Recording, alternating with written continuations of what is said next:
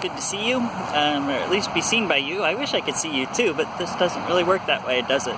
So I'm actually down here in Dallas at a nice little city park. There's some Little League games and such going on over there. And I'm just taking a little walk. I was actually up most of the night. I really don't know why. Usually I do, but have had quite a bit on my mind, but I didn't think it would be enough to keep me up and awake. There's been quite a bit of conversation buzzing around the blogosphere, in Christian circles particularly, centered around a group called the Christian Bloggers Network, or CBN. And CBN has made a decision recently to ban all discussion of LGBTQ issues surrounding the church and Christianity from the content of their group, which is frustrating and disappointing, but not all that surprising. I actually voluntarily left the group quite a while ago, or earlier this summer actually, after just some conversations with some people that really made it clear that it was not a place that was going to be productive for me and what I hope to do with Sojourner and the book and everything coming up. But it really pointed out to me what is going on in CBN is really a microcosm of what is going on in the church as a whole. In that, as parents of LGBTQ kids come out, as leaders in the church come out, as youth come out and are affirming of their identity and their sexual orientation, they are not welcome. They are not finding a place that is allowing them to grow and be nurtured and find a safe space. So,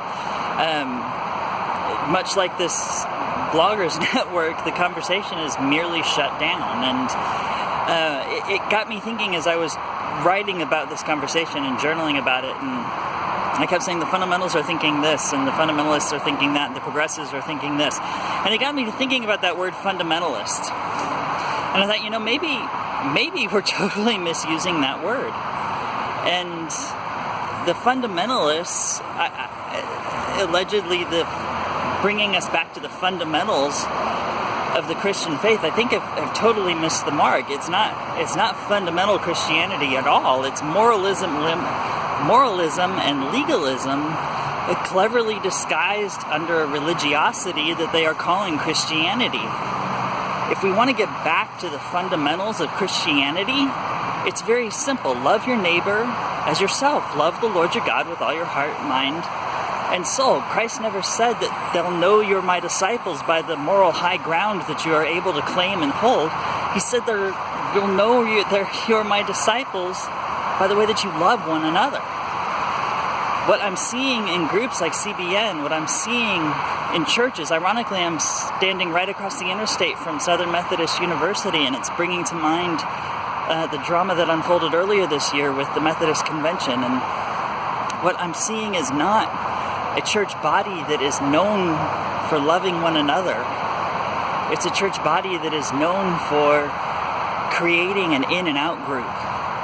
It's known for deciding who and what and why is going to be loved and accepted and nurtured. And yes, we talk about being welcoming and loving the sin and hating the sinner, and strike that, reverse it.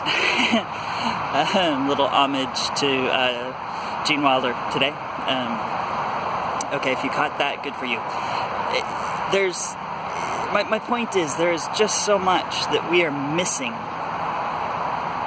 in progressive Christianity when it comes to surrendering the ideals and fundamentals of Christianity. There is so much that conservative Christianity is missing when it comes to engaging people on a very personal level and loving them. When Christ called out the woman at the well, yes, he called her out for her sin, but she didn't go back and say, hey, somebody challenged me on every sin I ever made.